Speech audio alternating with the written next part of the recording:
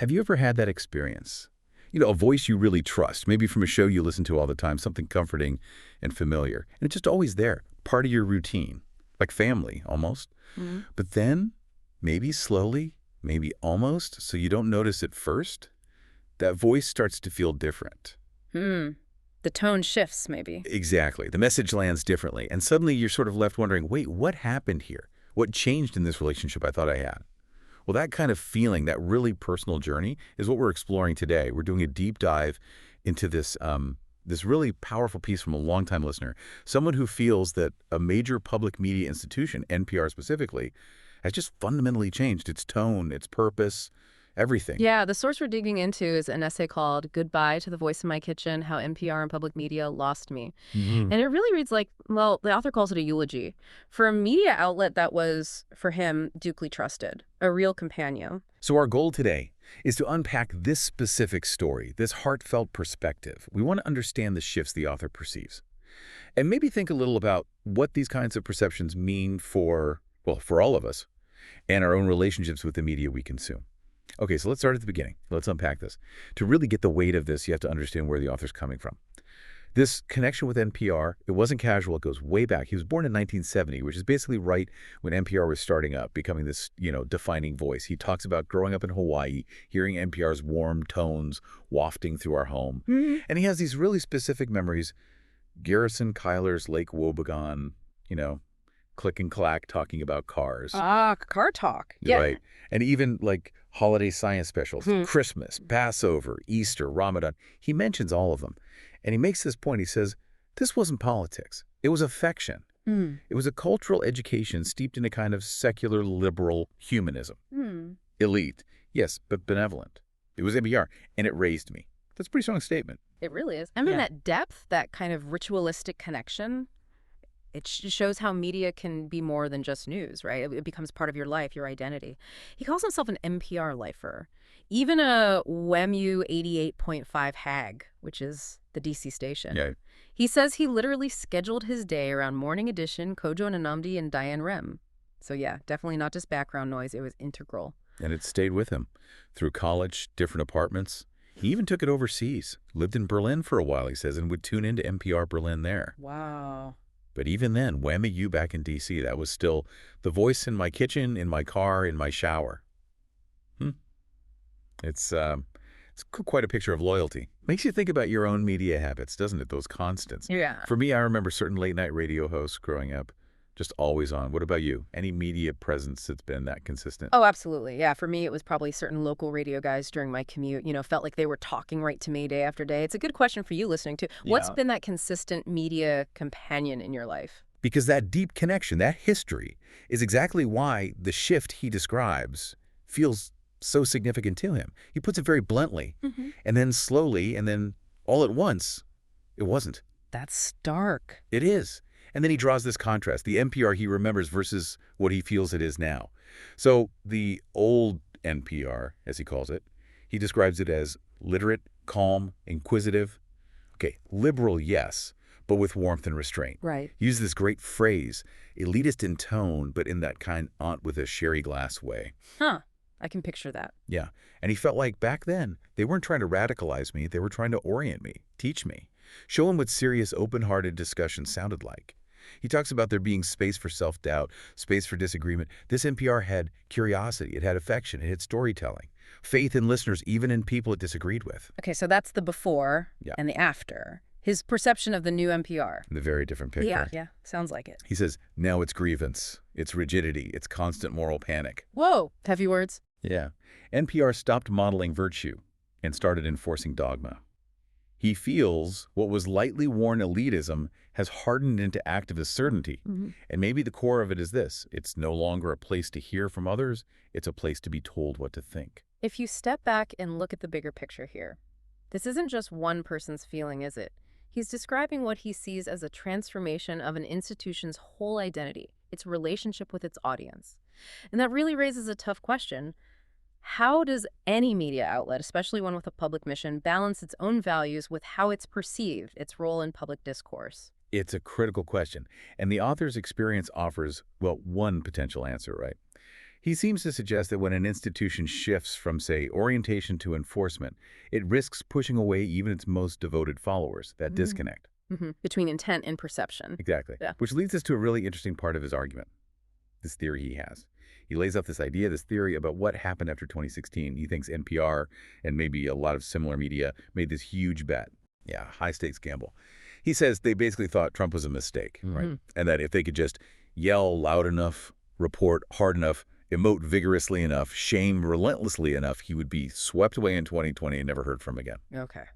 And his analysis of that bet? Well, he says, quite simply, that didn't happen. Right. He goes on to say that when Trump won again in 2024, and he lists it all, after 34 felony convictions, after sexual assault accusations, after $500 million in judgments, and being painted as a literal fascist, the reaction from places like NPR, in his view, was incomprehension. They just couldn't grasp it. And why not, according to him? He suggests NPR didn't account for how many Americans saw the media as the corrupt system, and Trump as the person standing up to it. He quotes that line, "They're not coming for me, they're coming for you, I'm just in the way." And the author argues, that line wasn't a punchline, it was a lifeline for a lot of people. So his conclusion on this is pretty stark. He says, Trump's victory wasn't a bug in the system. He is the system now because the system broke. The grievances Trump channels, he argues, are real. If voters don't see him as a savior, but as a, well, as a middle finger. A protest vote, essentially. Right. And he says NPR never learned that. It tried to win this race by going all out, betting it could outlast populism without, as he puts it, breaking its own legs. But he thinks it did break its own legs. Yeah. It collapsed under its own moral urgency. That's his take. It's certainly a provocative analysis, this idea that a media outlet, maybe pursuing what it sees as truth or justice, could actually misread the very public it's trying to reach.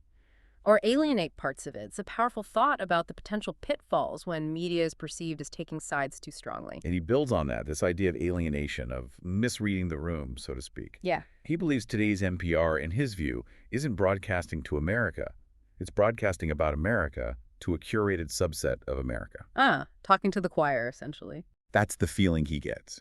He describes it as becoming self-referential, self-soothing, and ironically anti-democratic in tone. Why anti-democratic?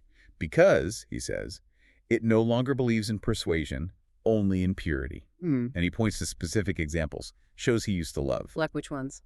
Well, on the media, he says, used to be his favorite. Now he feels it's indistinguishable from strategy sessions for political activists. He feels 1A has lost its gentleness. He does give a shout out to Latino USA as one of the few exceptions, he feels, to this rigid ideological monoculture. Okay. And Weekend Edition with Scott Simon seems to be the last thread connecting him to that older spirit, his last appointment, he calls it. You know, what really strikes me here is how personal the sense of loss is beyond just the news or politics. He says, I miss the music segments. I miss the bluegrass. I miss the Irish folk hour. Yeah, that cultural element. Exactly. I miss storytelling that included bachelor farmers and Midwestern eccentrics and Appalachian poets, things that felt broader, maybe less overtly political. Right. He contrasts that with what he hears now. Now it's all frame-breaking political theater. It really makes you think about what else we get from media besides just information, doesn't it? That sense of cultural connection, of belonging, and what happens when that feels like it's gone. So given all this feeling of change, of loss, where does he go? What does his media diet look like post-NPR? It's pretty interesting. He says he never got into Rogan, which is maybe what some might expect. Right. Instead, he listens to a real mix now. Podcasts, yeah, but things like long-form interviews, strange spiritual programs, coast-to-coast AM archives. Coast-to-coast AM. Okay, that's a different vibe. Totally. And he explains what he's looking for. He says he craves escape, but clarifies. Not disinformation, not extremism, just non-weaponized air. Non-weaponized air. That's a powerful phrase. Isn't it? He continues. Just voices that don't make me feel like I'm a bad person for breathing.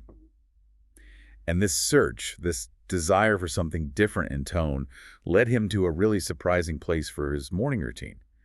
Instead of Morning Edition, he wakes up with a show called Your Morning Show with Mike DiGiorno. Okay, and who is Mike DiGiorno? He identifies him as a right-wing partisan host.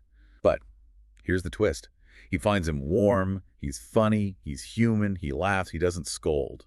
Huh. Interesting. And then he drops this line, DiGiorno reminds me more of old NPR than NPR does, followed by, and that's the saddest sentence I've ever had to write. Wow. That really underscores his point, doesn't it? That for him, at least, it's not strictly about the politics matching his own. It's about the tone, the experience. He makes similar points about late-night TV, too, right? He does. He mentions Gutfeld on Oh. Fox News, calls it dumb, but says that's the point. It doesn't treat the audience like an HR liability, he says. He prefers Graham Norton's show, unserious, apolitical, and fun, over Stephen Colbert, who he feels turned into a priest for the Church of Perpetual Outrage. So again, seeking escape, seeking a different kind of energy, maybe less intense, less judgmental. That seems to be the common thread. How the delivery and the perceived attitude towards the audience can matter as much or even more for him now than the ideological alignment. It's a fascinating reflection on how tone can sometimes cut across political divides for listeners, which, again, makes you think about your own choices. When you're looking for new things to listen to or watch, what qualities are you looking for? What draws you in? Towards the end, he really drives home just how much this connection meant by talking about who he is. He says, basically, if you drew a profile sketch of the kind of listener NPR and PDFs were made for, I'm it. Yeah. I should have been a lifetime member. I should have paid a tithe to public broadcasting until I was 85 years old. He's painting himself as the ideal audience member they seemingly lost. And he details that engagement, doesn't he? Being a Diane Rehm fanboy, donating money, getting his friends to listen, telling people they had to listen to Kojo. He says, and this is really quite poignant, I wasn't just a listener, I was their choir. You feel the depth of that past investment. Absolutely. Which makes his final words, his concluding lament, hit so hard. He says, I miss NPR. I miss the voice in my kitchen. I miss the feeling of waking up in a country where the smartest people in the room still loved it, even while they tried to improve it. That's a powerful sense of nostalgia and maybe disillusionment. Yeah. And the essay closes with that really strong statement, that voice is gone now, and I'm still grieving, followed by, if they've lost me, they've lost the plot. It transforms it from just an opinion piece into this expression of profound personal loss for something that was clearly a cultural anchor in his life. It really does. It frames the whole thing around this idea that media consumption, for some, isn't just transactional, it's relational. And when that relationship breaks down, it hurts.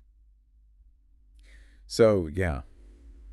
Thinking about this whole story, what does it really mean for how we engage with media now? Well, we've definitely walked through a very personal, very emotional journey here. One person's relationship with the big media institution. It's a narrative about comfort, deep action, then this perception of change, maybe radicalization in his eyes, and ultimately, this real sense of loss. And I think it's important to remember this account isn't necessarily about establishing objective right or wrong. It's about perception. It's about expectation. And it's definitely about the shifting media landscape we're all navigating.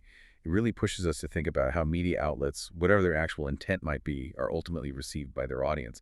And what happens when that reception leads to this kind of fundamental disconnect we heard about today? It really does. And maybe it leaves us and you listening with a big question to chew on. As media keeps changing, as news sources perhaps become more polarized or niche, and as we all try to find our own non-weaponized air, whatever that means to each of us, is it even possible anymore for one single media voice, like maybe NPR once was for this author, to serve a really broad, diverse audience without inevitably alienating some of its original base? Or are we just moving towards a future where we all curate our own, much more fractured, more niche media diets, less common ground maybe? Something to think about.